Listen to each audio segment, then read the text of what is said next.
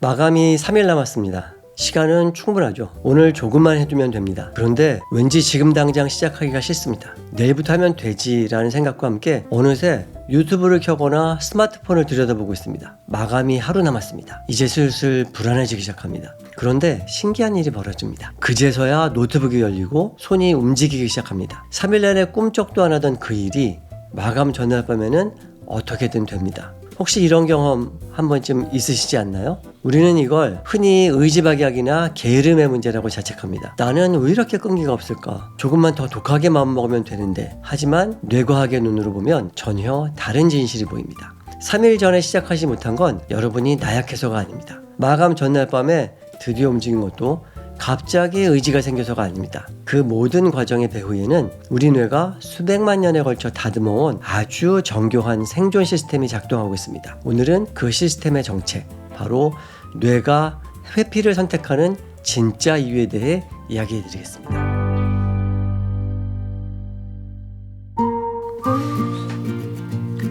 안녕하세요. 뇌가 바뀌면 인생도 바뀝니다. 그 변화를 돕는 뇌과학자 조용상입니다. 주말 아침 동네 공원을 걷고 있다고 생각해보세요. 햇살은 따뜻하고 모든 게 평화롭습니다. 그런데 저 멀리서 커다란 개 한 마리가 여러분을 뚫어지게 쳐다보며 서 있습니다. 그 찰나의 순간 여러분의 뇌는 초고속 계산을 시작합니다. 다가갈 것인가? 물러날 것인가? 개의 꼬리가 살랑거리고 눈빛이 선하다면 몸은 이완됩니다. 하지만 개 이빨이 드러나 있고 으르렁거리는 소리가 들린다면 심장 박동이 빨라지고 근육에 힘이 들어가고 시선은 본능적으로 퇴로를 찾습니다. 사실 이 장면은 우리 일상에서 매 순간 반복됩니다. 미루는 거랑 커다란 개를 만났을 때 상황이랑 전혀 연관없어 보이지만 사실은 이 둘 다 우리 뇌의 가장 원시적인 신경회로와 밀접하게 관련이 있습니다. 오늘 저는 왜 나는 자꾸 미루는가? 라는 해묵은 질문을 넘어서 우리 뇌의 가장 깊은 곳에 자리 잡은 두 개의 회로, 접근과 회피에 대해서 이야기하려 합니다.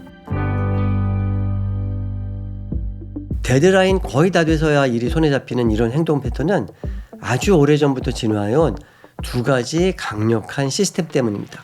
첫 번째는 접근입니다. 새로운 열매를 탐색하고 도구를 만들고 타인과 협력하며 삶의 영토를 넓히는 힘입니다.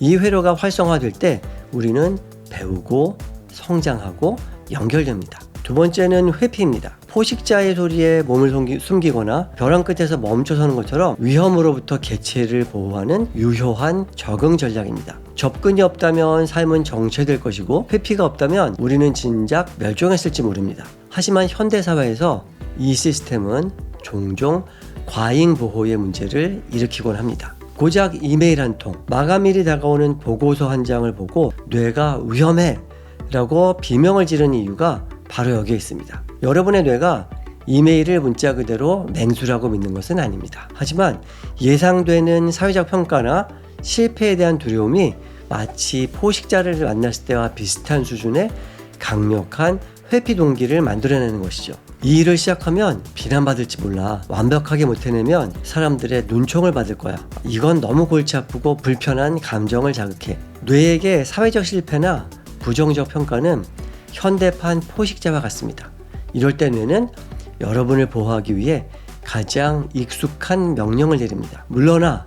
지금은 피하는 게 안전해. 자, 우리 냉정하게 한번 따져봅시다. 보고서를 쓴다고 살점이 떨어져 나가는 것도 아니고 메일 한 통 보낸다고 생명이 위태로워지는 것도 아닙니다. 운동화를 신는다고 세상이 무너지지도 않죠. 물리적인 현실만 놓고 보면 전혀 위험하지 않습니다. 그런데 왜 우리 몸은 마치 사나운 개 앞에 선 것처럼 굳어버릴까요? 그건 우리 뇌가 단지 현재를 보는 기계가 아니라 끊임없이 미래를 시뮬레이션하는 예측 기계이기 때문입니다. 이 일을 시작하면 내 무능함이 드러날 거야. 완벽하게 못해내면 어차피 시간 낭비일 뿐이야. 상대가 무시하면 어떡하지? 이번에도 실패하면 난 정말 끝이야. 이런 예측이 쏟아지는 순간 거리를 둬.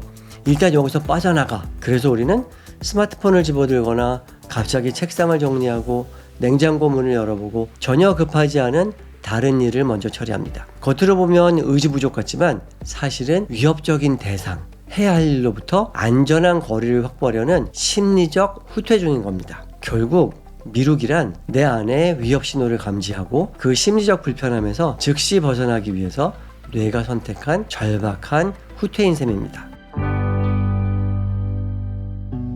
회피가 이토록 강력한 유혹인 이유는 회피하는 즉시 보상이 주어지기 때문입니다. 보고서를 미루는 순간 짓누르던 압박감이 바로 사라집니다. 답장을 하지 않고 창을 닫으면 심장을 조이던 불안이 잠시 멈춥니다. 시작하지 않으면 실패할 가능성조차 차단되죠. 이 찰나의 안도감을 맛보는 순간 우리 뇌는 와, 피하니까 이렇게 편하네? 물러나니까 안전하잖아? 다음에도 힘들면 무조건 이 방법을 쓰자. 회피는 우리를 게으르게 만들기 전에 먼저 우리를 안심시킵니다. 뇌 입장에서는 이보다 더 빠르고 확실한 생존 전략은 없습니다. 문제는 이 학습이 반복될수록 회피의 고속도로가 뚫린다는 점입니다. 처음에는 갈등 끝에 한번 미뤘지만 다음에는 비슷한 일만 봐도 뇌가 더 기민하게 반응합니다. 의식적인 선택이 아니라 자동화된 반사신경이 돼버리는 거죠. 뇌는 충실하게 경고합니다. 전에 피해서 안전했잖아.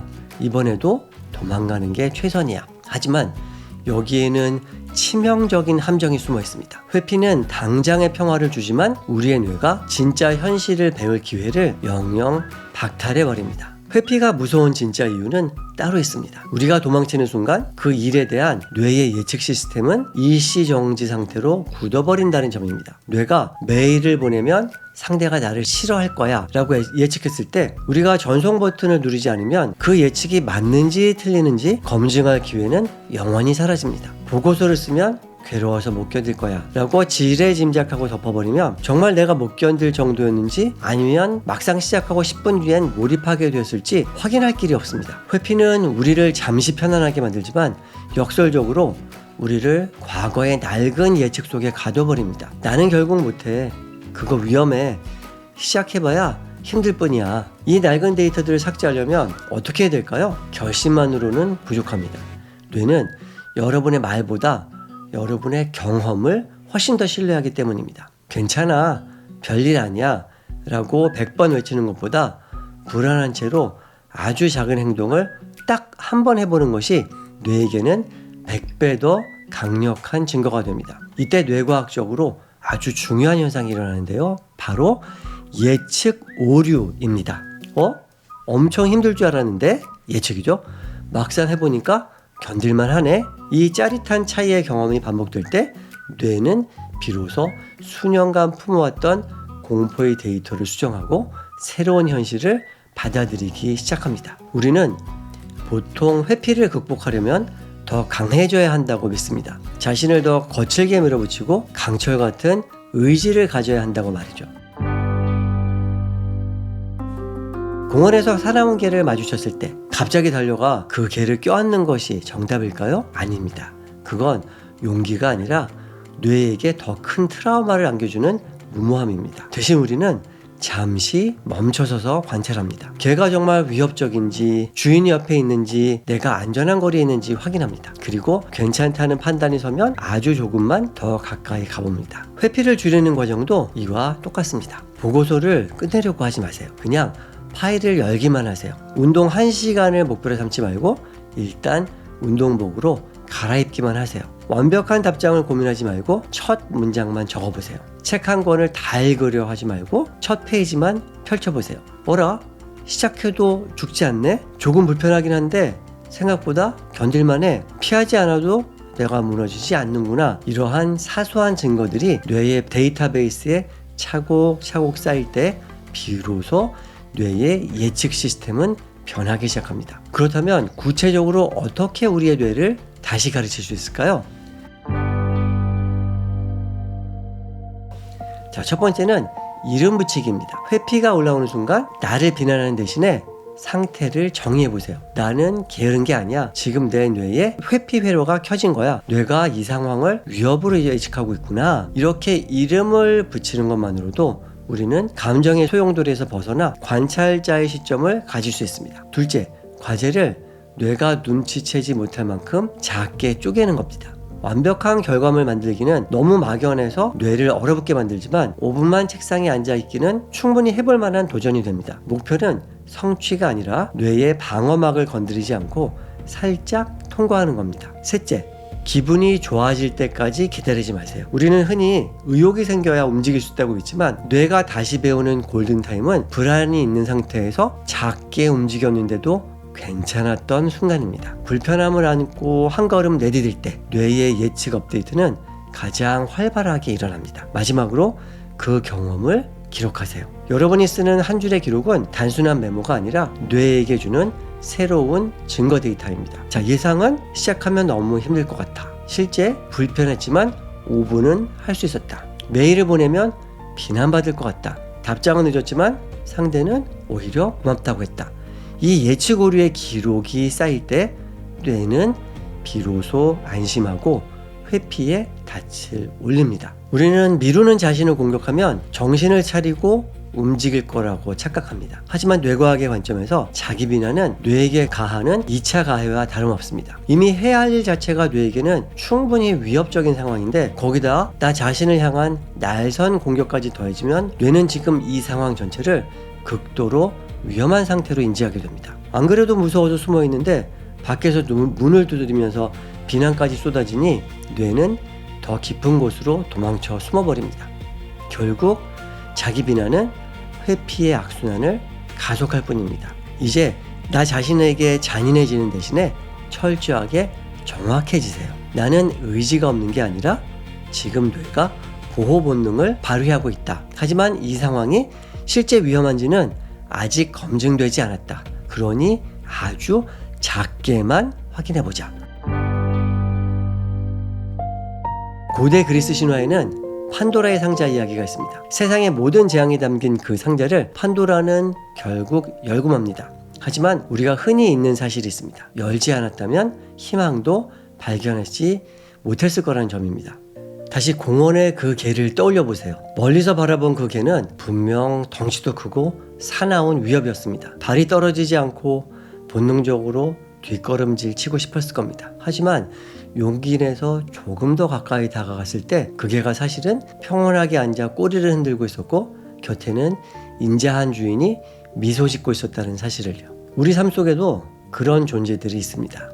아직 열지 못한 파일, 전송하지 못한 메시지, 차마 꺼내지 못한 진심, 그리고 오랫동안 망설여온 수많은 선택들. 그것들은 여러분의 뇌 안에서 실제보다 훨씬 더 사납고 위협적인 모습으로 부풀려져 있습니다. 여러분이 약해서가 아닙니다. 단지 여러분의 뇌가 스스로를 보호하기 위해서 그렇게 예측했을 뿐입니다. 그러니 오늘 그 일을 기어코 끝내려고 애쓰지 않으셔도 괜찮습니다. 억지로 용감해질 필요도, 두려움을 억지로 누를 필요도 없습니다. 그저 아주 작게 딱 한 걸음만 다가가 보세요. 여러분은 게으른 사람이 아닙니다.